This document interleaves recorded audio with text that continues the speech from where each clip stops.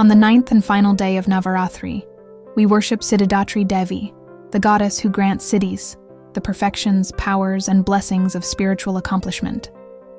She is the culmination of the Navadurga, the completion of devotion, the fulfillment of every prayer. Clothed in radiant red, seated gracefully on a lotus or a lion, she shines with celestial beauty. In her 4 hands, she holds a lotus, a mace, a discus, and a conch, blessing her devotees with prosperity, wisdom, and liberation. The story of Siddhidatri begins in the earliest times of creation. When the universe was still young, the devas, rishis, and even the Trinity, Brahma, Vishnu, and Shiva, sought her blessings to accomplish their divine tasks. It is said that she bestowed upon them the 8 great siddhis. 1. Anima, the power to become small as an atom. 2. Mahima, the power to become vast as the cosmos. 3. Garima, the power to become infinitely heavy. 4.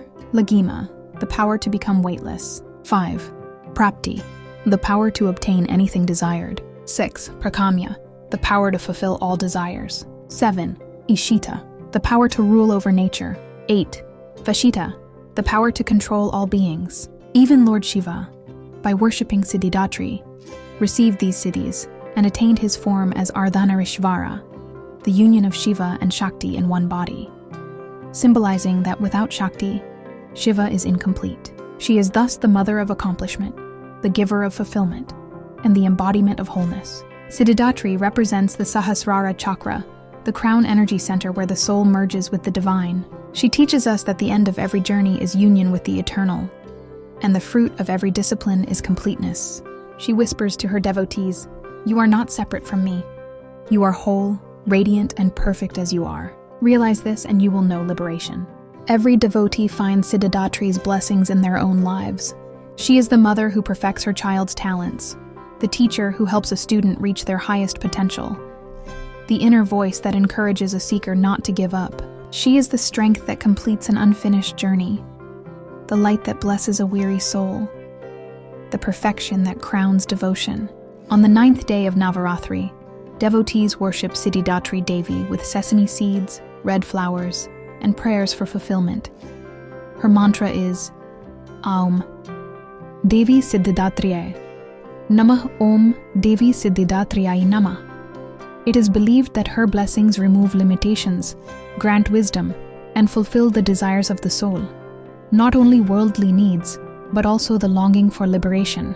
Those who worship her with devotion receive her grace in both material life and spiritual growth.